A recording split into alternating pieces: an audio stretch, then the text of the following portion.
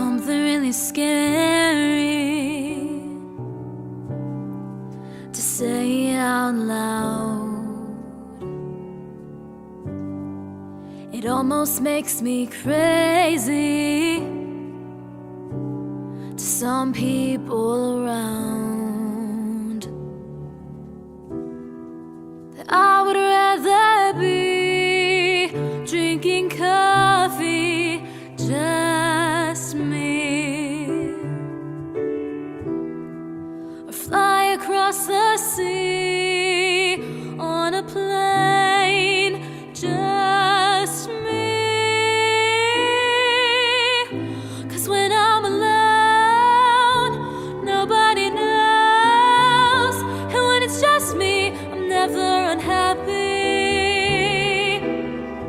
But there are days when I wanna turn my head and see someone lying next to me. But then I remember people always let me down. So I am not around, and I have my own house just for me. 'Cause I love to be alone, but I hate being lonely.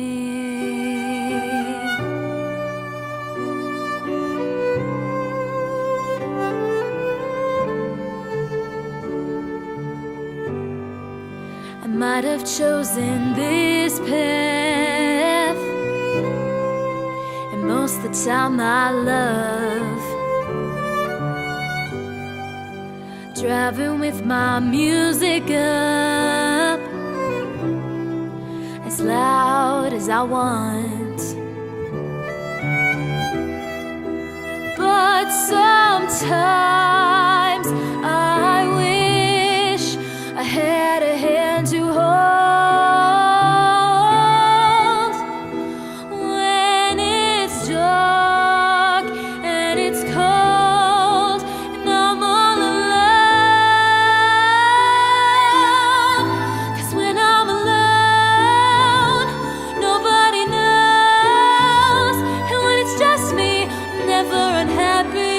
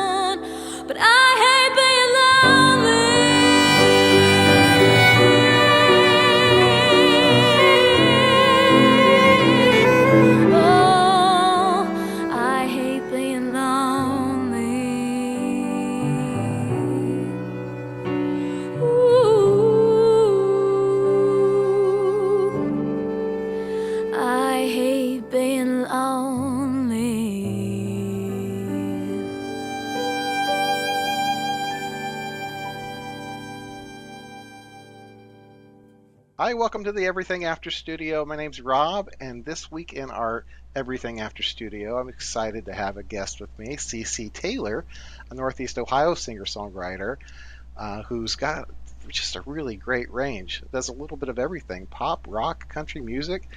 Just released a new single and has another one coming out. Probably will be out by the time this episode airs, but has an album out. It's 21 years old. Been performing for 6 years, kind of splitting time between Ohio and Nashville. Counts among her influences Taylor Swift, Kelly Clarkson, Pat Benatar, Stevie Nicks. Cece, I get a little Chapel Roan too. Very modern and among those very talented female singers with just an amazing amount of range. Able to do really just a lot of different things. Vocal gymnastics, if you were. Just really incredible. But it's been great meeting you and talking with you. And thank you so much for being on the podcast.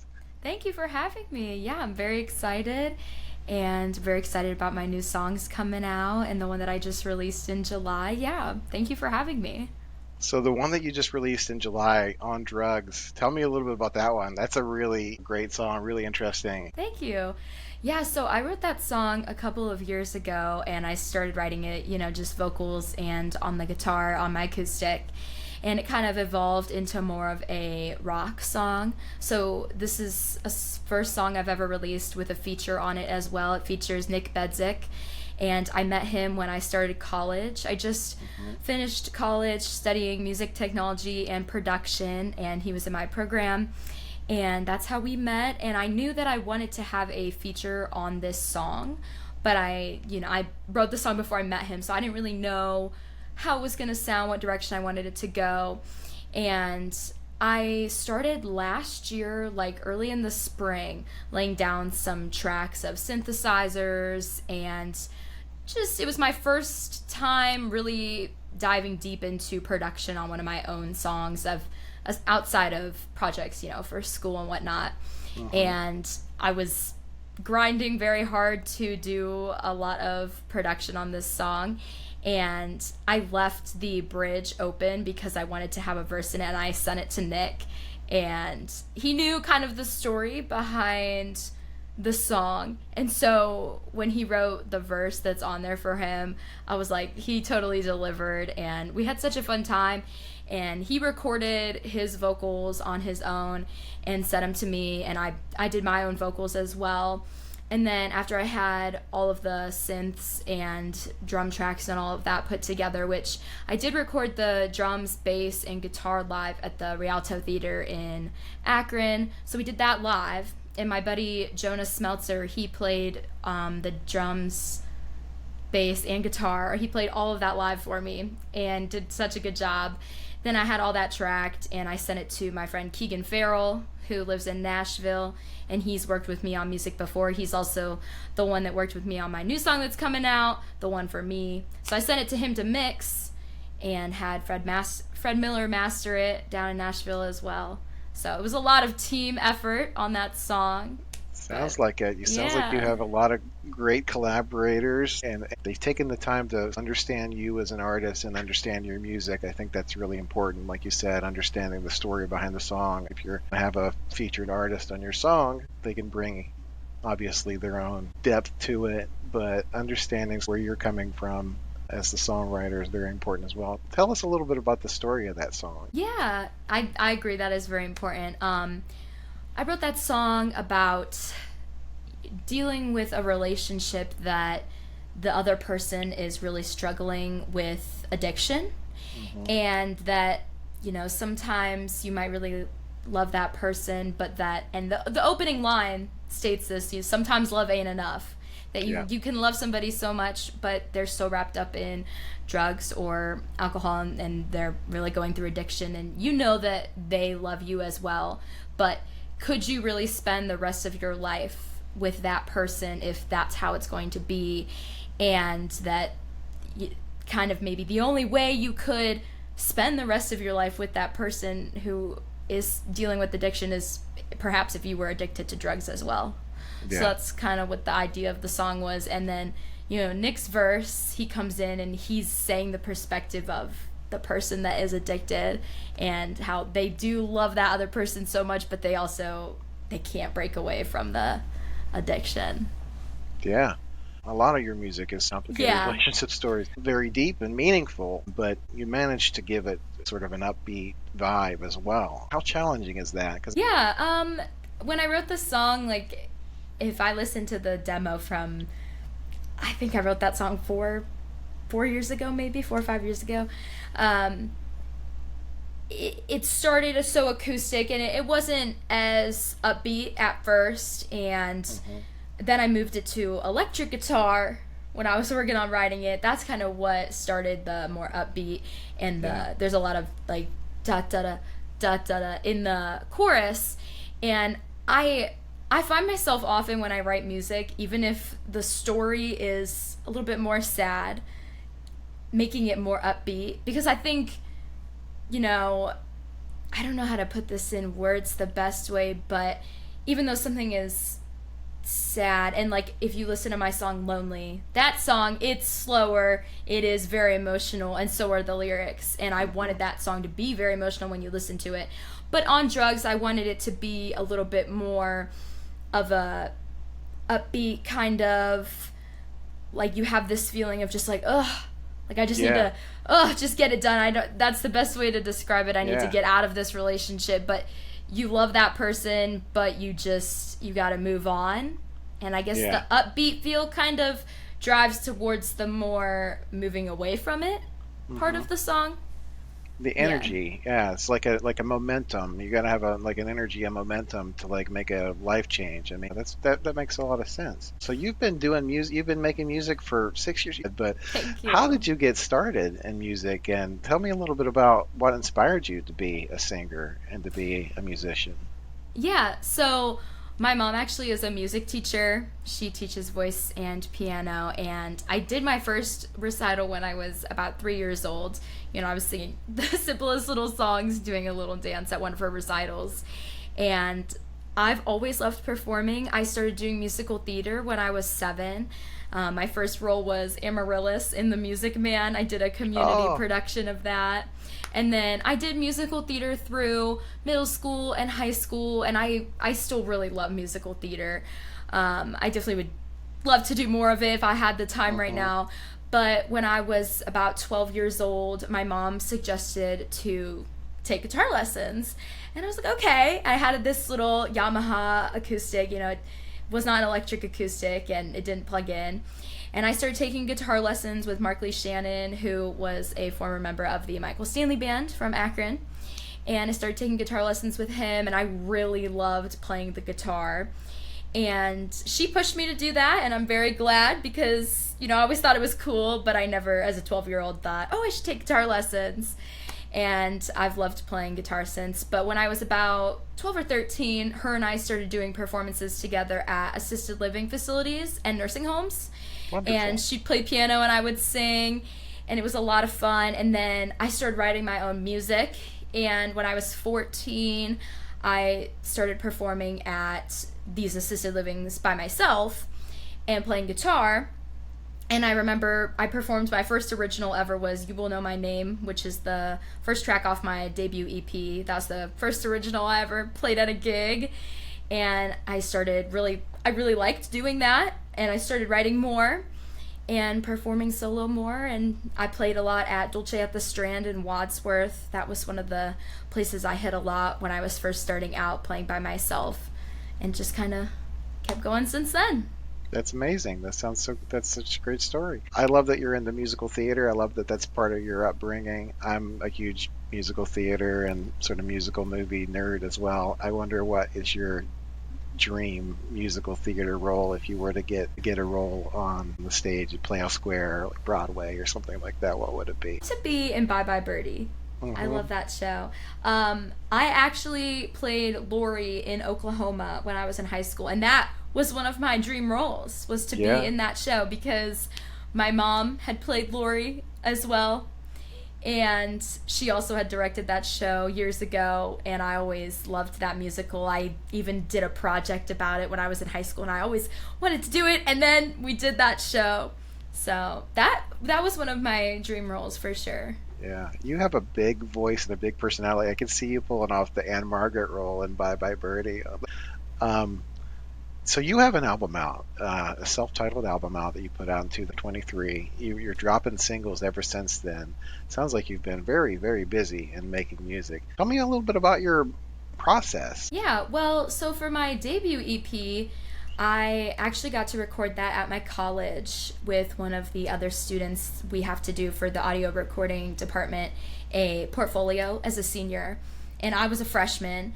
And I really wanted to get some of my music recorded because I played a lot of my originals at gigs, but I, couldn't tell anybody to go stream it because I didn't have anything out. And so we recorded those 6 tracks as my friend Tom Sarver's project, but also as my album. And he played bass on there as well, did the production and mixed it. And that's how I was able to record my debut EP. So it was such a learning experience for all of us that were on the album. It also features Jason Johnson. He's from Akron, played the piano, and Jonas Meltzer played drums on there for me as well. And then I sang and played the guitar. And it was so cool to be in the studio at school, but all of those tracks were songs I had written years prior. Those are some of my earlier songs from when I was about 15 to 17. And I've been writing music since I was about 14, so I have a lot of unreleased original music that I play out that, I'd love to record sometime. And then when I did Lonely, I had performed that at my college as one of the original concert nights, and my professor, Dr. Sebastian Birch, he heard that song and asked me if we could work on it together. And so he helped me do like a rewrite of the song, and his daughter Ika, she played the violin on there as well. When we did that recording, I did that with Michael Weber, and he shot the music video for it with Tanner and did all the production for it as well, and that was really cool. And then No Girl Like Me that came out last year, I did that with Keegan Farrell in Nashville, and he's the one that is helping me do my song that's coming out August 29th. So every song and release that I've done has been a little bit different, but it's all been very fun, and I've had a lot of amazing people to collaborate with. Yeah. I would imagine it's all very personal to you. Are you drawing strictly from your personal life and experiences? You haven't had a very long one, but you're thinking about a lot of very complicated things. You sing with a maturity, I think, that's beyond your years, and about things that are that are beyond your years. But I just wonder where some of that inspiration comes from. Yeah, a lot of it is personal experiences, but a lot of it also comes from observations. I'm a people watcher. I love taking inspiration from other things going on in other people's lives, and also I love to pull from things I see in movies and TV shows. I have a couple songs that are not released and I've never shared on social media or anything, but I play them live at my gigs that I've been inspired by TV shows or movies and written songs. And usually when I do that, I pull from what I've just watched, but also there's a hint of something personal in there. Sure. And I love doing that and just taking inspo from anywhere I can. And when I wrote Lonely, I had been studying abroad in Italy. Oh, wow. And I was there for about a month, and it was a beautiful place. I would love to go back there, but it was such an interesting time. I was there for a month, and socially it was interesting. And so that was one of the things that pushed me to write that song. And then just also a lot, I talk about relationships and friendships and just life in that song. And I'm somebody I'm a loner. I'm the type of person that will go to the movies, go to the coffee shop, go to dinner by themselves, and that's okay. But of course I love other people. I'm a people person too. But that's kind of where I drew for that song. So kind of a mix. I can't say I just pull from my own stuff for music for sure. Yeah, you seem like a party of one kind of person. Wherever you go, you take the party with you. So, but give me an example of a show or a movie that you've taken inspiration from and how that became a song for you. Yeah, there is a show called How I Met Your Mother. Are you familiar with? Yeah. And I watched that last year. I watched the whole thing, and I don't want to spoil it, so if anybody's listening, they haven't seen it, but there's Robin and Barney and their journey together through the whole show. Towards the end, where you finally get kind of a resolution, we think, from them.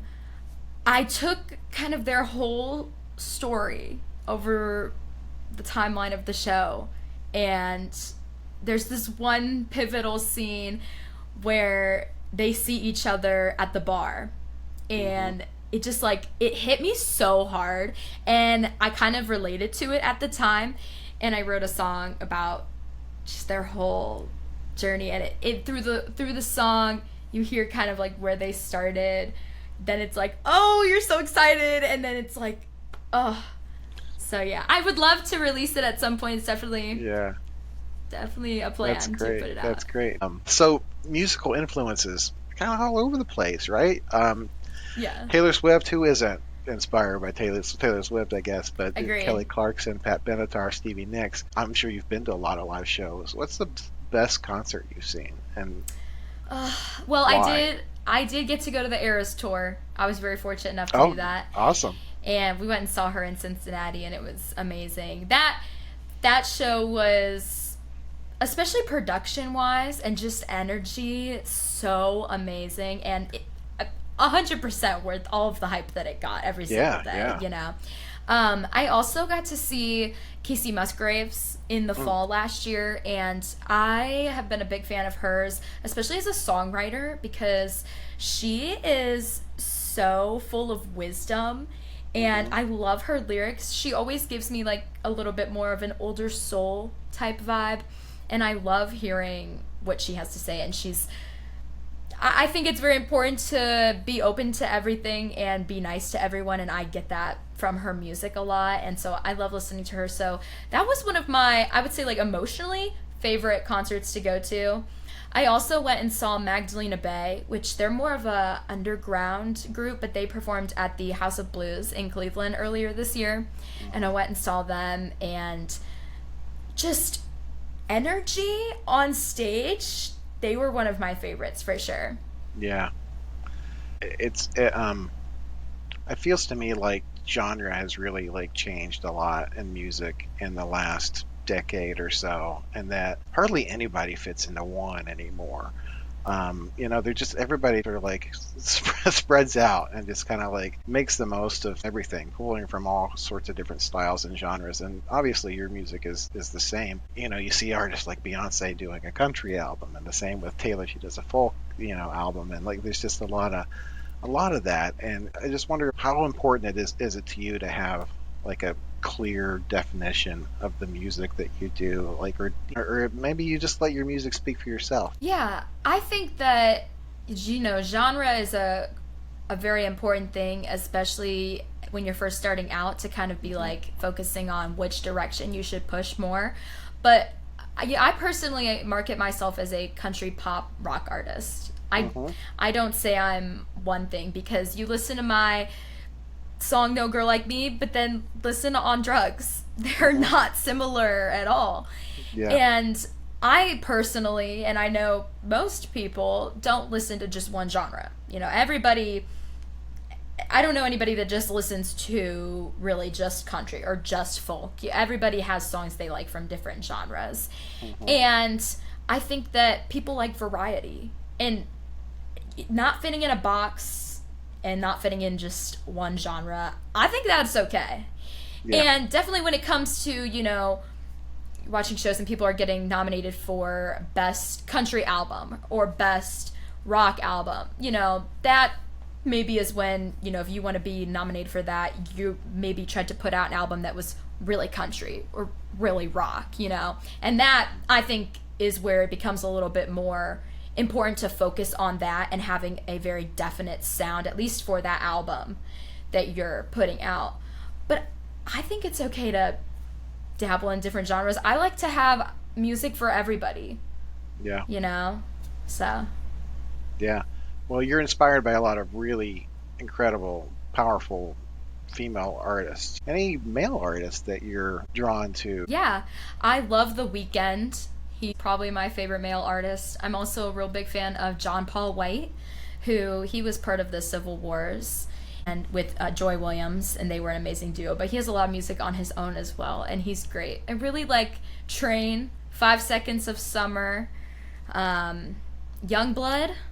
I've been listening to a lot of Youngblood lately, and Jutes, who just recently married Demi Lovato. But I actually saw him in concert in Nashville about 2 years ago, and it was a lot earlier in his career, like before he had gotten as big. And he is very talented. I'd say he's one of my top male artists as well. Yeah. Yeah, great, great. I'm sure your mom being a music teacher, you probably got a pretty varied musical education growing up, right? She probably exposed you to quite a range of music. Would you say that that's been a big part of why you're as diverse as you are as a musician? Oh, yeah. I definitely would say that. I mean, she loves a lot of the same music that I do, too. But I grew up listening to Pat Benatar, Linda Ronstadt, Carole King, Carly Simon, classic artists that as a singer I should be exposed to. And just especially when I first started out, we were doing a lot of 60s, 70s, and 80s covers. So I was being exposed to a lot of different music, and I definitely think that has impacted what I listen to now and what I like, for sure. That's great. That's great. I love that you talked about singing with your mom and performing at senior homes and things like that. I think that's incredible. And you talked about all the collaborators that you have and all the people that you collaborate with. Would you count your mom as one of those key collaborators? And how much is she still involved in your music and music making and songwriting? And I'm sure she's at every show, right? Oh, yes, yes. She's very involved. Both my parents are. My new single that's coming out, the one for me, actually, my mom is on there. She's doing the backup vocals. Awesome. And went with me to the studio in Nashville and recorded on that with me, so that was really cool. That's the first song I've got to have her be featured on, but it was really cool to be able to. I've always wanted to be able to do that and have her on a song at some point, and I thought this was a good one to do it for. And so when you hear that, listen to the background vocals. It's mostly her. I'm on there a little bit in the background, but it's mostly my mom. That's awesome. And yeah, she comes to every show. Her and my dad both do. And a lot of times, especially when I was living at home still, I'd write a new song, and before I would play it, I'd be like, all right, listen to this song, tell me if it's good, tell me if it's trash. And we'd sit in the music room, and I'd play my song for her, and she'd give me her honest reaction, which is what I want. I don't want to hear that, oh, it's great. I want to hear, okay, this needs worked on, or no, this is good. And that's, especially as a songwriter, you really need that. You need the honest feedback. Okay, make it, it can be a little bit subjective, and this is good, this is not. Get rid of this, or this whole song sucks, it needs rewritten. I've had, hey, this song is great, but I think you could make it better, and I've done a whole rewrite, and don't tell her, but she was right sometimes, that I rewrote the whole song, and then it came out a lot better, so. That's awesome. Yeah. You definitely need that honest feedback. Did you ever, at any point, worry that she was letting her bias show a little too much? No, I always think she's been honest. She's a very honest person. Yeah. And she knows that it's important to be honest, especially when it comes to music, because sometimes you have to say the hard truth, but sometimes you got to tell people when things are really good, and you give them that push as well. I mean, if I sang out of tune, she would let me know. Or if it wasn't my best night, I mean, that's okay. Every performance isn't going to be the best, but I like hearing, this was one of your best nights tonight, or this is one of the best times you played that song, or hey, let's go home and let's work on this part and work on this because it could be even better. And even my dad, who does not play any instruments and does not sing, he will be honest as well. So I really get the honesty, and I'm very thankful for that. Yeah. Have you ever called your mom up at a show on stage to sing with you? Yeah. She's performed with me within the last few years as well. I've done some trio stuff with her and my buddy Jonas Meltzer that I mentioned as well, and yeah. Have you ever done anything in a show to embarrass your mom or your dad? And thinking about maybe they embarrassed you at some point when you were a kid, and this is my chance to get back at them because you have a microphone and a stage, and they're right there. I have a song that is not released, but my dad had said to me one day, and I always tell this story when I play this song. He said to me one day, "Can't you write a song that's not about a boy?" And so I did. I went, I sat and wrote this song. And so every time before I play this song, I say that story. And he's always like, "Ugh," but he thinks it's funny. It's okay. So yeah, sometimes I do. Or sometimes I have my song Mama Said No. Sometimes when I introduce that song, I'm like, "Well, she did." Yeah, so, yeah, we have a little fun banter, yeah. Okay. What's the song that you wrote that was not about a boy? What was it about? Um, it is called Guide You Home, and it's a song about God and how just there's a lot of things going on in the world, and a lot of people experience the feeling of feeling lost, but that you can always look to God or look to your faith, and that'll guide you home. Yeah, very nice. Yeah. Yeah. So you talked a little bit about, again, as you were coming up, like some of the places you performed. Can you talk a little bit about venues that you're in frequently, or maybe some of your favorite venues around the Northeast Ohio area where you like to play, or you haven't played but you'd love to play someday? I'm gonna look at my calendar here, but one of the places that I have not performed at that's really on my bucket list is the House of Blues in Cleveland. I would love to perform there, along with Jacob's Pavilion. Those are two venues that I've gone to see concerts at that I would love to be on the stage there. As far as for venues that I frequent around here, I've been playing out a lot of wineries recently. One that I play at very often is in Worcester. It's called Lincoln Way Vineyards. And you sit out back there, and it just feels like you're in your backyard, but in the best way. It's very homey, and it's always so shady back there, so it's like perfect temperature no matter when you go. I've been playing up by Lakeside Marblehead a lot this year, and I played at a winery called Rocky Point Winery, and I'm going to be there again next year as well. But that's been one of my favorite places this year because, I play at a lot of different types of places, and sometimes as a musician who's just starting out I'm background noise sometimes. But, if you're in the live music, that happens. That's just part of the job. But I love playing at Rocky Point because I'm on a stage and they have all of the chairs turned to be looking at the stage. And I always say when I'm there, I'm like, I love performing to you guys because you're listening.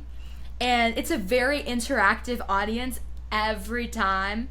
And the workers and the owner are just so nice. So that's been one of my favorite experiences. One of my other favorite shows this year was actually in Pennsylvania, and it was in Erie, and it was called the Twisted Elk Brewery.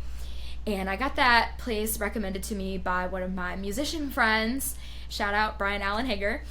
And I played there, and it was so much fun. I played 3 hours, and I was having such a blast I didn't even take a break. The energy for the crowd was so amazing. And it was my first time in Pennsylvania, so I was like, oh, please be a good crowd, And it was. And everyone was so nice, and it was so fun. I'm sure there's no feeling like that, being up there and getting that energy from a crowd, from an audience, and having that sort of enraptured experience with an audience. I think that's incredible. Let's talk about some of your musician friends in and around Northeast Ohio, or any that you've met in your travels to Nashville. You've talked about some collaborators, of course, but who were some of your musician friends that maybe you haven't collaborated with yet on a song or a track or an album that you would love to collaborate with? Well, one female artist around here that I really like is Riley Burke. She's from Youngstown, and I did a show with her at the Rialto Theater last year. My band opened for her band,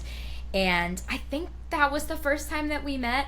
But she's very nice, very down to earth, very genuine, which that's what I love in people, is people who are real, And I would love to collaborate with her, and I like her music a lot. I think she's really nice. I mentioned Michael Weber and Mark Lee Shannon. I have really enjoyed working with both of them. And Brian Allen Hager, who I just mentioned, I think it would be cool to jam with him sometime as well. And there's a lot of live music in the Northeast Ohio scene just, by itself. Yeah. And I have met a lot of other musicians, and you know, I'm very glad to be able to say every other local musician I've met has been very nice and very genuine and very down to earth. I also have a friend that I went to college with that lives down in Columbus now, and he has a band called Sayadina, and his name is Ben, and I would just love to collaborate with him as well too. So yeah. That's awesome. Yeah. So, talk about your fans. I know you've got your mom and dad there in the front row and just about everything you do, but you have some dedicated fans you'd like to shout out as well, who are there Um, a lot, giving you support. you know, I'm very fortunate that a lot of my friends, especially my best friend Chandler, comes to a lot of my gigs and shares my things on social media. My brother and his girlfriend as well, they're very supportive. And my teachers, I've had teachers from middle school and high school and college come to support me, and that's always one of my favorite things to see. And actually, I didn't play there this year, but last year I played at the Rogues Hollow Festival, which is a festival that Doylestown, which is where I'm from, hosts every year. And I played at the bandstand, which is the stage in town, when I had released my album earlier in 2023. Okay, I guess it's 2 years ago. And I started playing, and this group of kids from my high school, they were a couple years younger than me. They all came up, they all sat right in front, and they knew the words to all the songs I had just put out. And it was like one of the best feelings. And yeah, there's so many people just that I've met from school and just other random things in life that come and Yeah. support. And my parents' friends, they come a lot to my gigs, and people that I grew up with, their parents come. So I do have a very, very nice support circle. I would imagine there's no greater feeling than, as an artist, than seeing someone mouthing your words or singing your words along with you. There's no greater compliment than that. Yes. So part of starting out too, though, and being a sort of a gig musician, where sometimes it's background music. Part of that is not just performing your own music, but performing music that's familiar to people. So doing cover songs. What are some songs that you really love to cover and put your own sort of spin on, your own voice to? Do you change those up a little bit? Yeah, some of my favorite songs are by the artists that I mentioned that I'm influenced by. I love doing You're No Good by Linda Ronstadt, Picture to Burn, Taylor Swift, Undo It by Carrie Underwood. I've recently added some Chapel Roan, which I know you mentioned, into my set. I love doing Pink Pony Club and Good Luck Babe. Yeah. Yeah. X's and O's by Elle King. And I do some Stevie Nicks. I do some Edge of 17, or Gold Dust Woman. Yeah, those are some of my favorite songs to do, for sure. Awesome. All right, so put on your dream hat now and think about dream tour. Who do you think you would really connect with and have a relationship with? Chelsea Ballerini, for sure. And maybe Halsey or Demi Lovato. Yeah. Those are some artists that, especially as songwriters, I really admire. Yeah. Yeah. There's a lot that I could say. I mean, Taylor Swift definitely would be one, but you know. Oh gee, I'm trying to think. There's a lot of artists that, I would love to work with and open for or tour with, or just meet in general. Yeah, Yeah. Sabrina Carpenter is another one as well. Now, can you imagine yourself in front of a big arena crowd like you would be? If you were with Sabrina Carpenter, you were with Taylor Swift, you would be in front of thousands of people, right? Like tens of thousands of people. Can you imagine yourself on a stage like that? Does it give you butterflies? Can envision that, and I'm sure I would be very nervous, and Yeah. I would have a lot of butterflies for sure. But that is my goal that I'm working towards, and that I've been working towards for such a long time. And yeah, I mean, I close my eyes and I want to see that. So I would love to make that a reality someday, for sure. Well, this has been so great talking to you and getting to know you. You too. I know we talked before we jumped on the show about you doing a little song for us at the Yeah. end. Would you want to do that? Yeah, I'm gonna play you the song that I just recorded earlier this year down in Nashville with Keegan Farrell, and it's called "The One for Me." Amazing.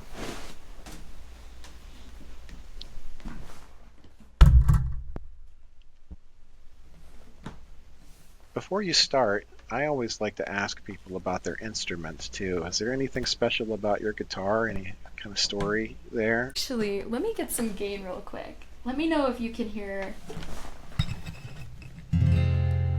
How's that sound? Yeah, good. Yeah? Okay.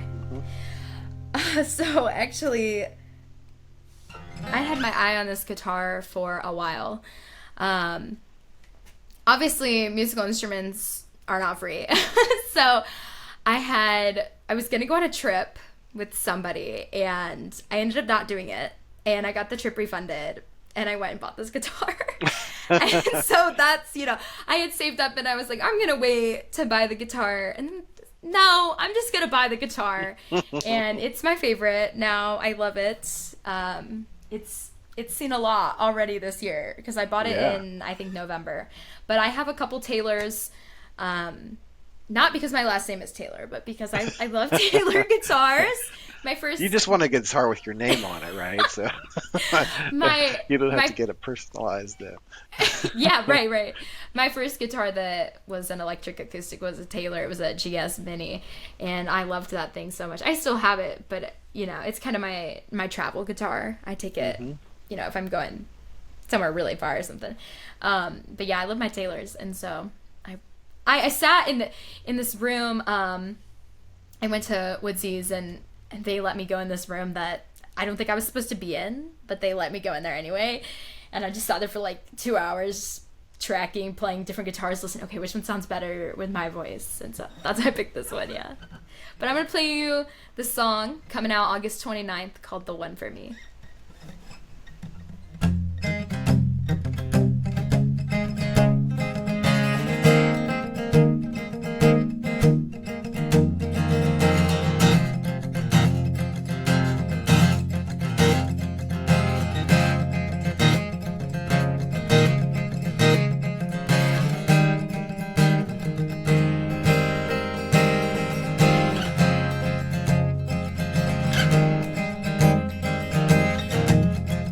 Darling, please, can't you see all the ways you're it for me? It's fast, I know, but my heart is full of love to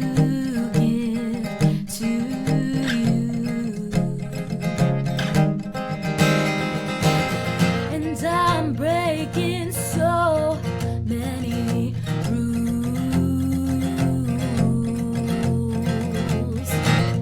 but I don't care when it comes to you.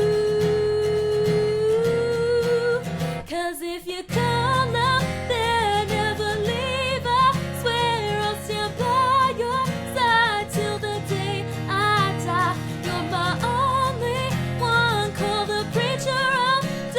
Searching for a guy who I can love.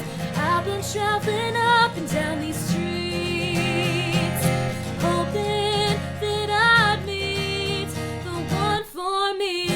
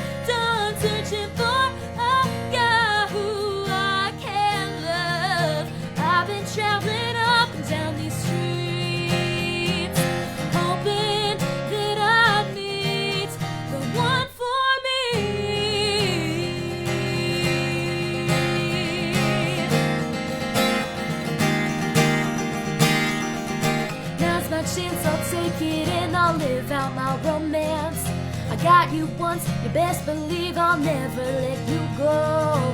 Finally I'm seeing in my heart there's not a hole, and your pinky promised me you're never gonna let me go.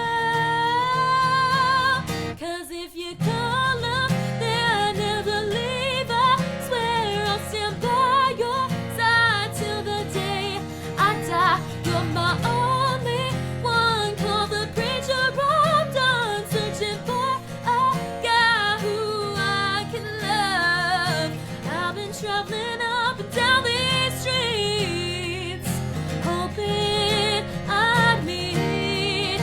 Ooh, I've been traveling up and down these streets, hoping that I'd meet the one for me.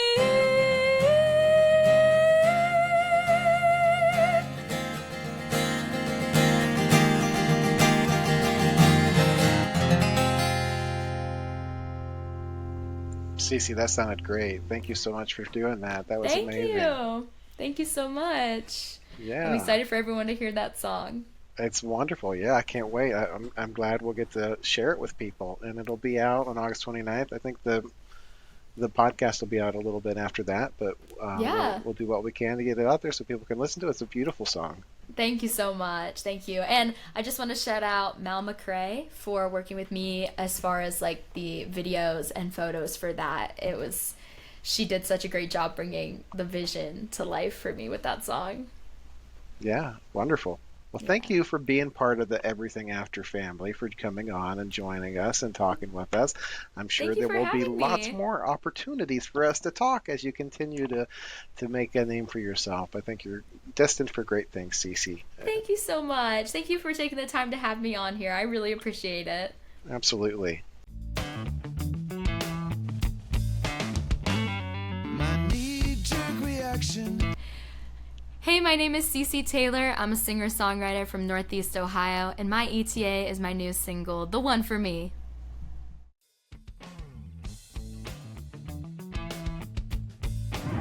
Hey, this is Scott Paris. I want to do a quick shout out for Everything After podcast. And my ETA. My ETA is And my ETA. And our Everything After is. Our Everything After. And my ETA is... Oh, hey, how's it going? I know you've been going through some stuff. I think we all have. And it's not all bad. But maybe there's enough of that you feel like putting something good back out in the world. Maybe you pick up a guitar or a camera. Maybe you decide to do a podcast or finally write that book. Maybe it's all of those things. It's not the things that happen to us that define us so much as everything after. And that's what we talk about on the Everything After podcast, where we have conversations with musicians and artists and filmmakers and writers, just creatives who are striving to keep their sanity by doing the things that they love and following their passions. If that sounds like you, we hope you'll join our Everything After community on Instagram. And like, listen, and subscribe to our podcast that release weekly on Apple Podcasts and Spotify. Thanks for listening. Until the next thing.